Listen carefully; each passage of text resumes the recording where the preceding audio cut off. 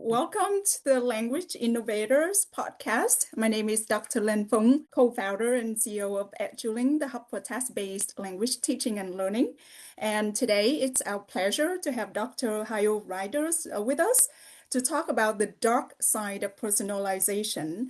And first, I would like Dr. Hayo to just say hi, and then I'll introduce him. Hi. Nice to see you again, Ling. Yeah, so it's very early for Dr. Hayo Reinders in New Zealand. I think it's 7 a.m. or something like It's that. 7 o'clock here. Yeah, 7 that's o'clock, right. yeah. Dr. Hayo Reinders is Chair of Research and Senior TESOL Professor at Anaheim University and Professor of Applied Linguistics at KMUTT in Thailand, holding a PhD in language teaching and learning from the University of Auckland. Dr. Reinders has held various professorship positions and has worked with teachers from all over the world in a large number of countries, as far as I know it. Dr. Reinders edits the journals Innovation in Language Learning and Teaching and Language Learning and Technology, as well as a book series on new language learning and teaching environments for Palgrave Macmillan. Do I say it right? Yeah, yeah. Dr. Reinders' interests are in technology in education, learner autonomy, and out-of-class learning. His most recent books are on teacher autonomy, teaching methodologies, and second language acquisition. What's more, he founded the Institute for Teacher Leadership. It is teacherleadership.ac to empower teachers and learners with research and leadership skills. And I have to mention that I have had the honor of taking many of his courses in my doctoral study at Anaheim University, collaborated on research projects, and co-authored articles and books with him. So thank you so much for spending your early hours with us. And over to you to maybe talk a little bit about you and share with us what you're working on currently. Thank you, Ling. Wow, you do that so professionally. It's amazing. You're like a professional broadcaster now. It's great. I'm just reading from script. No, that's great. So yeah, Ling and I, we've known each other for a long time now, isn't it? It's been like what, 12, 13 2013, years? yeah. So, yeah, so that's like 13 years. That's amazing, isn't it? How Yeah. quickly time goes. Anyway, yeah. So what I'm working on at the moment, I mean, like most people, I'm very interested, of course, in AI, but perhaps a little bit more from the perspective of how it ties in with things that I've been interested in for a long time, such as learner autonomy and teacher autonomy. I think those are two, and of course, educational technology as well. But I think the notion of autonomy, whether it's for the teachers or the learners, or indeed, educational administrators, is becoming more and more important as we have more and more tools available that, of course, are very helpful and increase efficiency, but that also potentially take away a lot of the opportunity to, make decisions for ourselves and remove potentially agency, which I know we'll talk about in the context of personalization. So that's what my current research focuses on, and a lot of my thinking at the moment is this notion of autonomy in a technology-driven world specifically, and this hybrid relationship. The notion of hybridity as we're starting to understand how it plays out in practice. Yeah. Yes, and for me, I have always been interested in learning beyond the classroom. As a Mm. teacher, I also feel that it's so important for students to seek more opportunities to do that outside the classroom. And as you mentioned, autonomy in this day and age has become even more important because the decision makers can be technology or things that we are not aware of, right? So Yeah. thank you for joining us to talk about this topic. So I want to get right to the topic of personalization, since today's topic is the dark side. But before we get there, I would like to just get your take on why is it important, even more important now or relevant now? Why are we talking about personalization? I guess the impetus for that is the increased ability, the impressive ability of technology to tailor learning opportunities to learners. And let's be clear, right off the bat, I'm not arguing against personalization per se. I'm just going to put forward a number of arguments in the course of our conversation that hopefully illustrate why we need to be mindful and why we need to make careful decisions about, well, first of all, what we mean by personalization, and secondly, how it affects not just individual learners and teachers at specific moments in time, but our notion of what education is and what it should be. So I think, to answer your question, if you see, AI, but also other technologies that are in development, augmented reality, virtual reality, and a whole string of others, being able to, on the spot, on the fly, develop completely tailored learning environments and learning content. Yeah, that of course is very alluring. It's very impressive, and on the surface, it offers obvious benefits, which again, some of which are absolutely real, and we'll probably talk about that too. But there is, as with most things in life, there is a cost as well. So I think, yeah, that's why I think we're starting to become aware of the two sides, shall we say, of this particular coin. Yeah, yeah, I agree with you in the sense that technological products often emphasize personalization as a benefit. And of course, we agree that there are benefits, but what do we personalize and what do we miss in the process is also important, right? So my next follow-up question to you, I read a little bit of your draft of a book chapter, but can you explain related concepts of differentiation, right? You mentioned differentiation, individualization, responsiveness, adaptiveness, and also personalization. How similar or how different are they?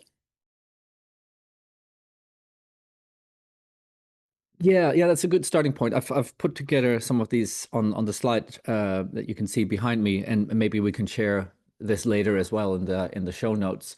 But it is really important, like with most things in academia, is to be really clear what exactly we're talking about. Like, if you say personalization, again, at a surface level, that sounds great. Who doesn't want education to be personalized, rather than sort of a one size fits all? Um, but yeah, we do need to be quite specific. So differentiation is, I mean, you can read all of this for yourself, but it's more focused on a teacher trying to use a different range, a range of different tools and approaches and methods and tasks, etc., in order to be able to attune the lesson to the needs of different students. Individualization is creating opportunities for learners to work usually by themselves. At least traditionally, that's how that word has been used in all the forms of programmed computer-based instruction, so that they can learn at their own pace in their own time. Think, for example, the language laboratory is an early form of individualization. Then you have adaptivity, which is the ability of technology to adjust to learners' performance, often within the moment. And as the technology becomes better, that immediate response and adaptation is again, is quite impressive. So, for example, I'm taking a test, I get some answers wrong, and then I get easier questions, or vice versa. And then we've got predictiveness, which it takes it one step in a different direction. It sort of tries and looks at the future. So it doesn't look at the present, but it takes information from the past and says, well, what can we predict that this learner will need, or what their proficiency is like in this and that area, and how can we adapt to their specific needs. The most useful concept, I think, is this idea of responsiveness, because it's a little bit broader. It's not necessarily entirely technology based, and it's this idea of how do we, as teachers, as materials designers, curriculum developers, educational developers, how do we take into account a learner's um, needs, wants, dreams, aspirations, hopes, and challenges, and all the other things that come with that. So the life, love, and the universe sort of aspect of education, not just the mechanical, the technical, the performance-based, but also the emotional, the deeply personal, the spiritual, if you want to go in that direction. So it's taking a slightly more holistic view of the learner and of our role as educators. And it basically asks the question, how can we align ourselves? How can we attune the instruction and the support and the feedback and everything else to the learner as a human being in all their complexity. So when we talk about things like personalization, sometimes people actually referring to individualization or responsiveness or predictivity. So it's important to distinguish between these. Yeah. Wow, that's fascinating. I haven't actually paid too much attention to predictivity and responsiveness. Of course, we have talked about responsiveness in the terms of culturally responsive.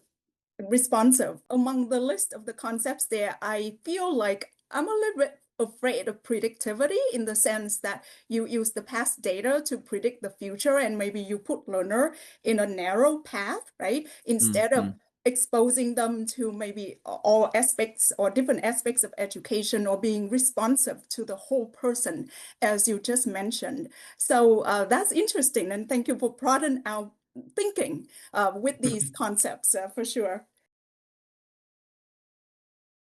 Going back to personalization, we want to hear some benefits as well. It seems like it is something that technology products and maybe in different education settings we emphasize as great benefits. So, what are some benefits? What is the bright side of personalization? And Mm-hmm. any examples that you can share with us? Yeah, look, I guess to put that in the most succinct form possible, it's the balancing act between efficiency and effectiveness.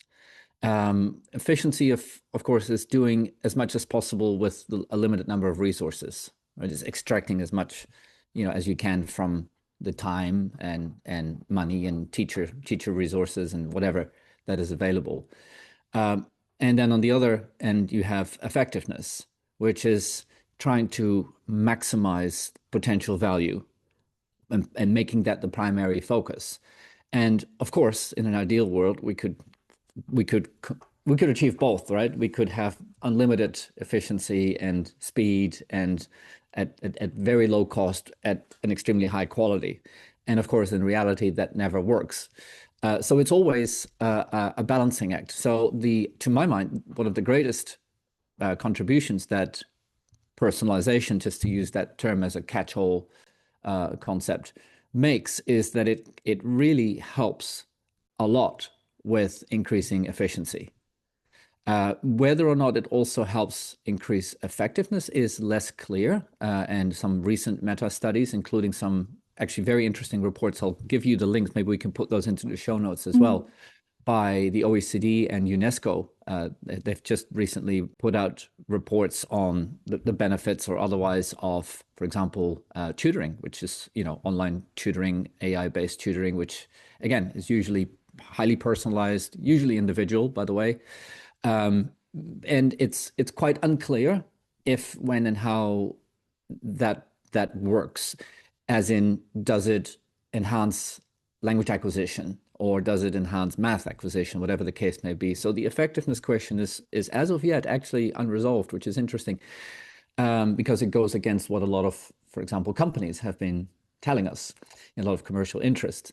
What is much clearer, though, is that there is real and tangible benefits in terms of efficiency, meaning that you can, for example, as a teacher or an administrator, you can support far more students than you could before. You can provide far more resources, including language learning materials, activities, tasks, whatever you, to far more of your students. And that goes throughout the whole system. There are examples of efficiency gains at the administrative level, at the curricular level, at the classroom level, at the beyond the classroom level. And I think that is undeniably important and incredibly valuable. Now, one thing that I think we really need to remind ourselves of is that when we're having discussions like this, it's easy to speak from our own experience, of course. And you and I are both fortunate that we live in technology-rich environments with good access to internet and what have you. But also, most of the people that we know and work with have access to at least decent teachers and decent schools and have access to schools full stop, right? Mhm. So there is a really, really important question, I think, about making education, learning opportunities, opportunities for feedback available to learners who perhaps have no access to education or schooling, Mhm. or intermittent access to schooling, or not uncommon, unfortunately, in many parts of the world, access to schooling that is objectively poor in terms of its outcomes, in terms of the experience, etc. So when we talk about the dark side of personalization, for example, all of that's important and true, needs to be discussed. But at the same time, I just want to emphasize that we also need to keep in mind that I'd rather, for example, provide access to learning opportunities to tens of millions of people in the country, even if that is perhaps not the most ideal form of learning, rather than no learning opportunities at all that they might be receiving at the moment. You know what I mean? Yeah, yeah. Yeah, that's a good point. And I actually recently I read an article about the 5%. So with all the AI tutor tools out there, personalization applications or whatnot, most of these applications can only engage the 5% of the students, the already motivated students, and they miss the 95%. So now there's this term talking about how we miss this 95%. And that's why the role of teachers, of schools, of our whole ecosystem of learning is important, not just the access to technology, because even with access, motivation is still an important factor, and all the support systems that go around the materials, if we may say so. So it's Yeah, just so yeah. interesting. Yeah, I think you raise a really good point, and you mentioned the word, autonomy. I think, or at least that's what popped up in my brain, which is again, the 95% or the 5%, as you say, those are the students who are already motivated. They already know how to benefit from the affordances of the environment that they have available to them. Whether that's AI or parents or teachers or what have you. So they can maximize their learning opportunities even more. So you do see, unfortunately, this widening of the gap, which is exactly the opposite of what we've been promised for so many decades, right? This that technology would, reduce that gap. And this is where the dark side of personalization comes in, and why I initially became interested in the topic is because of this, the inability of students to learn effectively and efficiently by themselves. And the inability of the system, and I mean like every aspect of the system from the curriculum down to the individual task, to support learners in developing that ability and then support them in carrying out whatever the tasks are or the learning opportunities are that they engage in. Putting it more simply, we are not really helping learners to learn how to learn. And if you add personalization on top of that, often what that leads to is what looks to be a hyper personalized, hyper efficient, hyper relevant set of resources.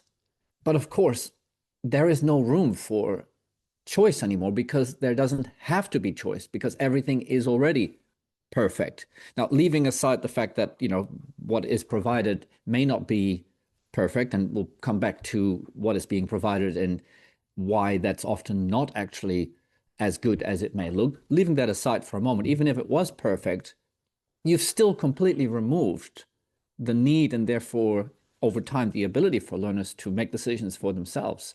You've removed the tension, you've removed the friction, right? So it's incredibly efficient, but as you know, language learning, like any other complex skill, is all about friction.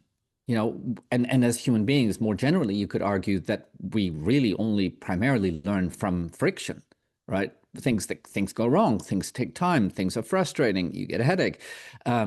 but also from randomness. We learn, I mean, most of the interesting experiences in our lives are emerging from complex and random experiences and situations, right? Not from highly predictable, supposedly perfect encounters and situations. But there is no room for randomness or weirdness, or or even frustration anymore. So it's Yeah. vanilla and plastic. Yeah.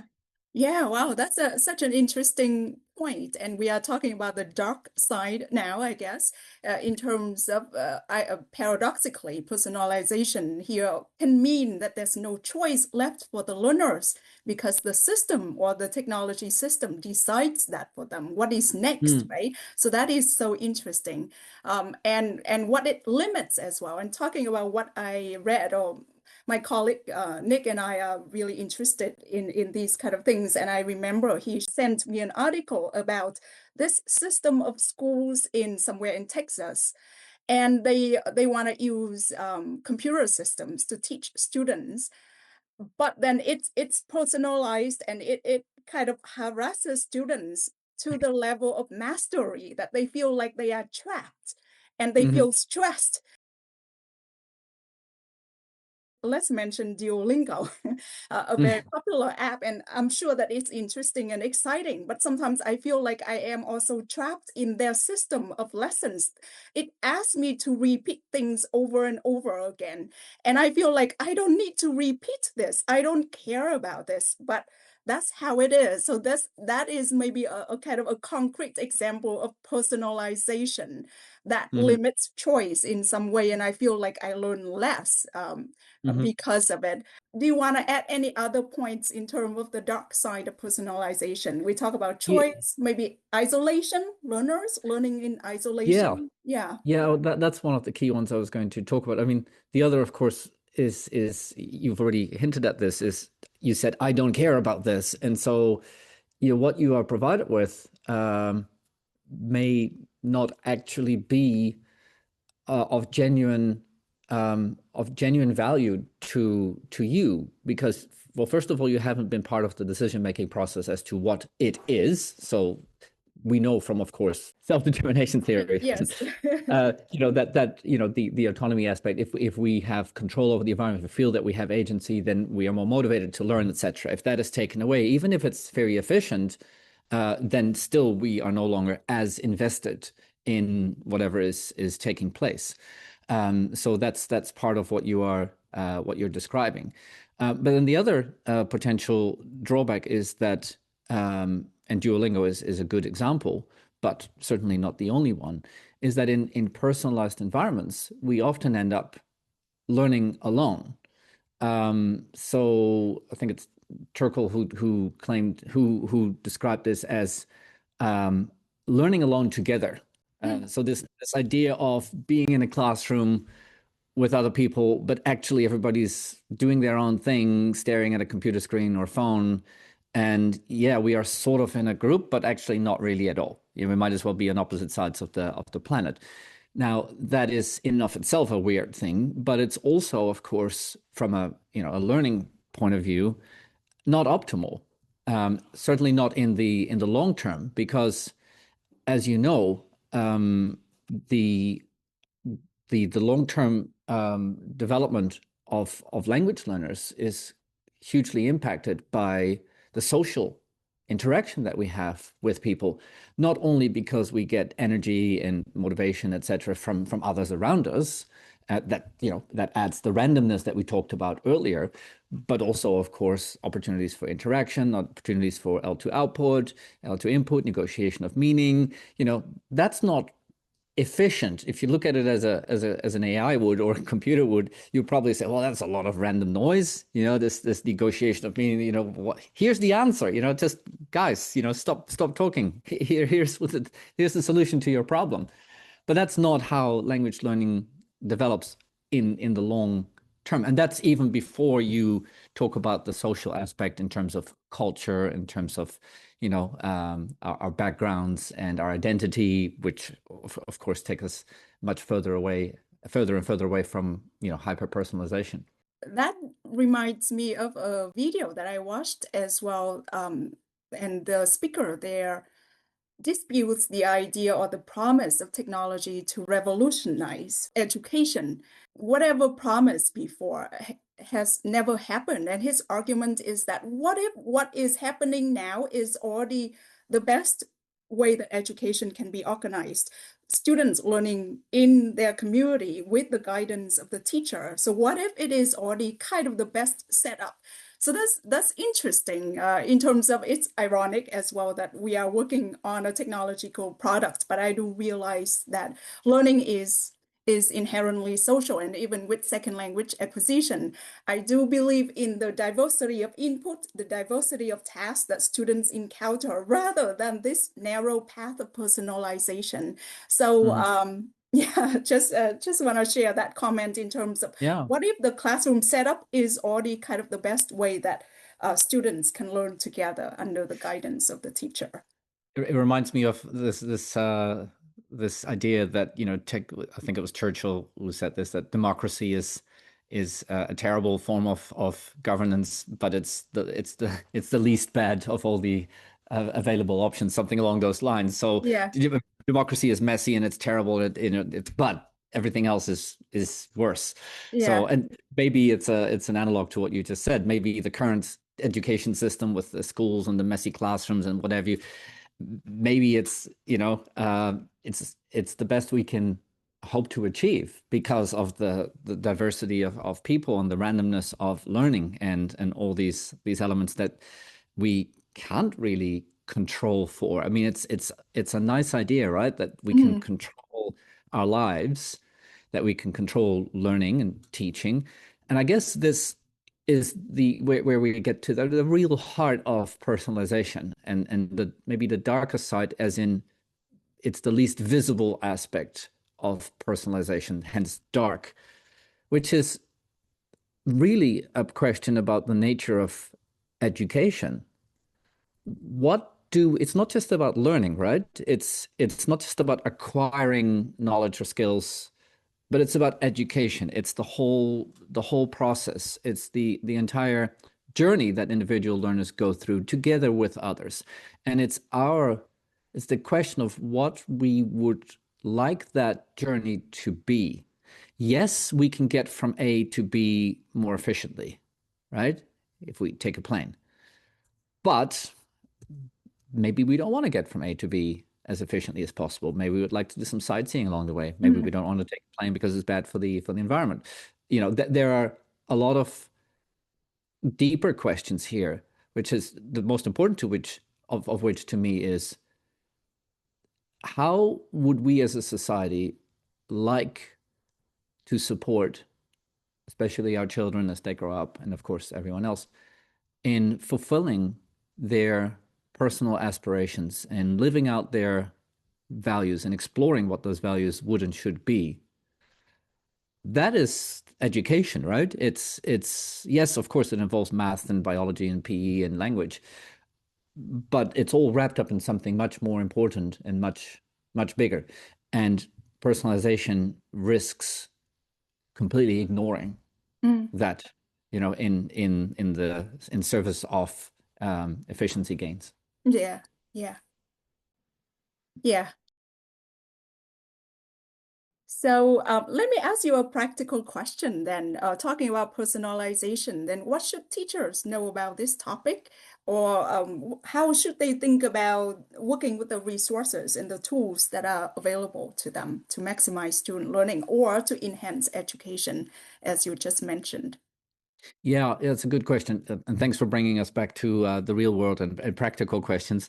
But yeah, it's very easy to fall into the trap of just starting to rely on systems that are available to you increasingly over time and increasingly uncritically, because teachers, we're busy. There's a lot of things that are going on, and now we need to also somehow critically, engage with and reflect on the potential dangers of technology, and all of that's even more work, and not something that necessarily everybody is equipped to do or has an interest in doing. So I think maybe as a very simple rule, if you don't know what's going on in a learner's experience, it's probably not a good idea to continue with whatever it is that you're doing or that you're providing. Mm. I think that may be the simplest, rule of thumb that you can apply. Mm. Meaning that if I tell my students, here is Duolingo, or here's this app, or here's this AI tutor that the school has paid for, you go and do your thing, and you come back 2 days later and you've done something, but I don't know what, or I don't know why, and I don't quite know how you've done that. And, and all I see is a list of percentages and scores on my screen that says that you got 70% out of what, and, Mm. out of something that maybe we don't care about. So I think that's the basic question you can apply. Do I know what's going on? Do I know what this experience actually looks like? And that means that sometimes you can make a very conscious decision to use an AI tutor Mm. or to use some type of personalization using technology, because at that moment in time, that's the right thing to do. That's what's needed. Maybe you have real efficiency needs. Maybe there's just no more time in the curriculum, and there are learners who need more support. Okay, great. Here's some additional exercises and work that you can do. That's fine. But you made that decision and you Mm. know why it's happening. But I can see a lot of, not just in our field, but in education in general, a lot of schools slipping into basically increasingly handing over the day-to-day curriculum to to programs and systems that we don't really fully understand. So again, Mm. to repeat that, you as an individual teacher, if you don't know what the experience is like for your learners, like as in what they're doing and why and how they experience that, you've probably gone too far Mhm. down that. Yeah. Yeah, that is such an interesting point, and I see that it's relevant not just in education, in terms of knowing what is going on and making the decisions, right? So these days, when you go online, a lot of things are presented to you without you awareing, or maybe you click on this or push this button without even understanding why it gets to you. So that Mhm. kind of level of decision making is already happened, or lack of decision making is already happening in many aspects of our life. So that's an interesting point. And in terms of the students learning, if we don't know what they are going through, why they get to from this point to this point, then perhaps something is missing there. Very interesting. And in terms of AI, I guess that as teachers, we use AI tools, but my point is always that we need to know more than what it is giving us so that we can make Mhm. decisions on whether the output is good or what exactly you are asking. So I was just having a conversation with Dr. Rod Ellis. Maybe you saw the video, maybe not, but Mhm. the point is also he is very interested in having AI help teachers develop tasks, right? Which Mhm. I Mhm. think is a really good point because of the lack of task-based materials. And when there are not many task-based materials, teachers cannot implement the approach. But then I also mentioned that if we want teachers to use AI to develop tasks, then they need to know what task-based language teaching is. They need to know what a task is. They need to know why we use task-based. So the point is that we still need to know all the fundamentals as Mhm. teachers. We need to know what is going on so that we can make decisions at some level, think critically about the tools and the output, and make our decisions. So that's what I see as well. Very important these days. Yeah, yeah. And otherwise, you get something which, of course, we hear more and more about, which is de-skilling, which is, Hmm. over time as a teacher, you atrophy, that muscle of creating interesting, exciting materials or classroom tasks. You lose that. A skill is hard won, but it's not always, difficult to lose it very quickly if you don't use it. And that's what you see happening. So even if you do know what a task is, even if you're an experienced teacher and you were used to creating your own tasks, now if you just leave that to a tool to do that for you, come back in a year or 2 years, I challenge you to, go back to, creating your own tasks. Yeah, It's going to be really hard. yeah, I totally agree. So let's talk about broader topics before we wrap up. So I know that you're the editor of or one of the editors, right, of Mhm. the Innovation in Language Learning and Teaching, as well as Language Learning and Technology.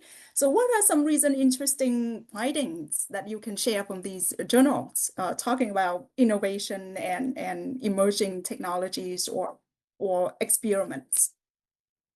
Yeah, I think the what we're seeing now is a real recognition of the role of the teacher, and not just the teacher, but humans basically. This recognition of the human element in learning and teaching, and the drive towards a need for humanization and an exploration of what that means. And then you very quickly get into really fundamental questions about, who we are, who we want to be as educators, as a society. So the practical research that you sometimes see on the surface maybe investigates, whether an AI chatbot helped learners to notice, certain vocabulary or not. And there's a lot of that research going on at the moment. But the more interesting ones to me are the ones that put that into a bigger perspective. And it's one of the reasons why we founded the journal Innovation, is that we always require actually our authors to clarify why what they're doing is different, and in relation to what, in a contextual sense. So not just, hey, this is a new technology, this is innovative because it's brand new, it's a new AI chatbot. No, how did you use that particular tool that you were talking about in your specific setting? Who was involved? How did they react to it? How did you implement it? How did you evaluate it in terms of your needs, in terms of your wants for what the learners were learning? So we're always trying to look beyond the just the what. We're trying to get to the why. And to me, the more, I mean, it's so easy now to write articles, and or even make up articles with AI. And we see a huge number in submissions across the board, not just in our field, of academic articles being submitted, many of which are AI generated or AI written in part. And again, efficiency, right? You can churn out more papers. But as a field, we're no better off whatsoever, because now we just have more stuff to wade through to get to the good bits. So those articles, and this is a general comment on research, and a suggestion, I suppose, for especially emerging researchers, is what's the value?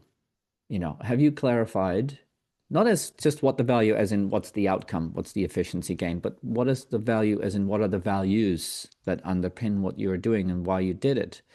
And yeah, what is the impact, for example, of what you have done? Not just in the small context of what you were looking at, maybe a classroom or a laboratory or whatever, or an experiment, but what is the broader impact? Are you able to recognize that? Are you able to reflect on it? Are you able to communicate that with others, and prompt others to think creatively and meaningfully? And that type of research, I think, is going to really be the only research worth looking at, because all the other stuff increasingly in a better way can be done by AI, right? A Mm, lot of good research can now be done by AI, but that's not the same as interpreting, for example, that research, or deciding what research is even worth engaging in the first place. mm, Just because it can be done and can be investigated doesn't mean that we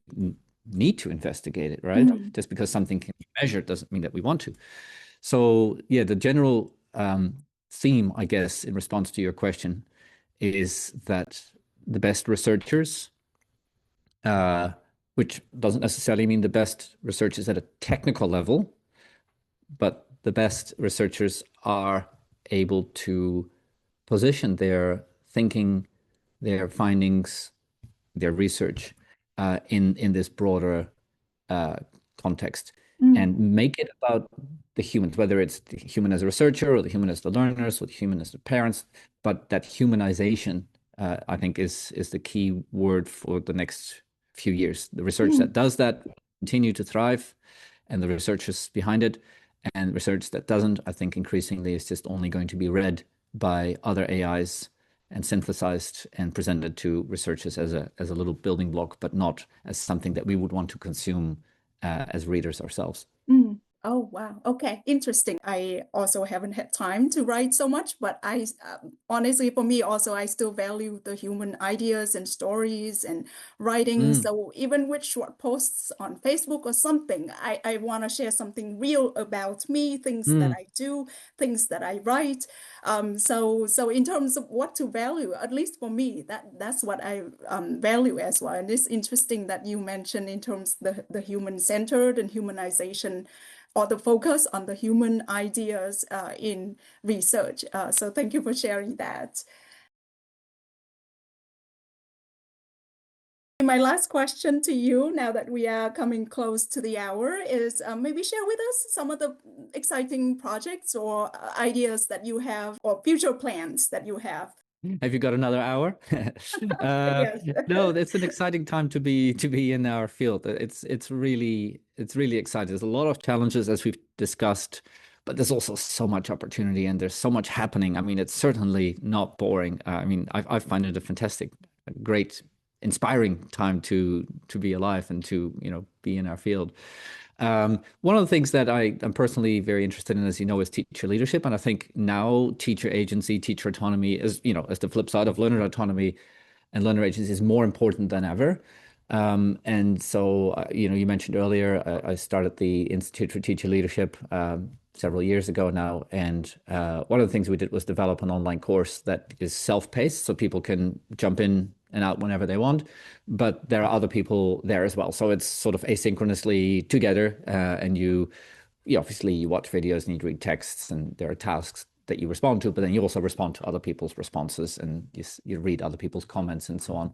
And that's something that we've worked hard to make available very cheaply. So it's $20 recommended, $10 if you can't afford that if you're a student, or $0 if you're unable to pay for that, which is I think very helpful because everybody who pays $20 basically pays for somebody who can't afford it. So that's been a very nice experience seeing that work out, and especially now I think with AI and personalization and all the really quite deep and challenging questions that we for example talked about today, that requires leadership, like genuine leadership, as in critical reflexivity. It really requires the ability to look out not just for yourself, but also for people around you, whether it's your students or your colleagues.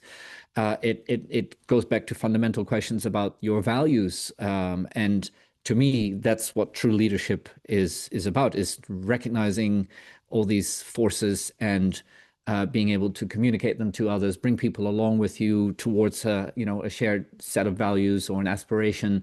And that I think is increasingly what teachers will need to be able to maximize the potential benefits of the technologies that are available to us and minimize the potential downside. It really requires increasing levels of autonomy and critical engagement. And so, yeah, that's something that I'm very excited about. And yeah, hopefully some people might want to have a look at the course, see if it's for them. Yeah, yeah, it was exciting. I mean, I feel that I feel the same way, that it is an exciting time, but an uncertain time also. It's exciting in the sense that there's so much to learn, right? So many new things, so much to learn, so much to create. So for me, it's the idea of keeping learning, keeping creating, but with a little bit anxiety of not knowing what may come. But the idea of critical engagement also resonates with you. And I also have to say that I appreciate your time and energy and talent in creating these courses, because I mean, I love to hear you talking, and the idea of keeping creating and putting together something of quality is something that we still need to keep doing despite all the AI slop or flop out there. So yeah, so thank you for doing that. And I echo you in seeing the importance of being critically engaged and keeping learning. Thank you, Ling, and thank you for putting out these conversations. I mean, you're always working so hard and doing so many things and finding time to, bring people together and have these conversations. I think it's really, really valuable work, and I hope that people who are listening to this recognize the amount of time and effort that you and your colleague Nick put into it. So yeah, thank you for the conversation. We have a lot of work to do, I think, in the months and years to come to develop and enhance our ability to recognize what the actual meaning is, what the Mhm. information is behind the data. Yeah, So, and what it yeah, is missing, right? yeah, Yeah. exactly. Yeah. So thank you so much for your time. I know Thank that you, Ling. it was a lot of investment of time and energy and ideas from you as well. So I actually appreciate it. And I look forward to keeping the conversation on social media or elsewhere. I'm sure. All right, you take care and stay warm there in the snow. Yes.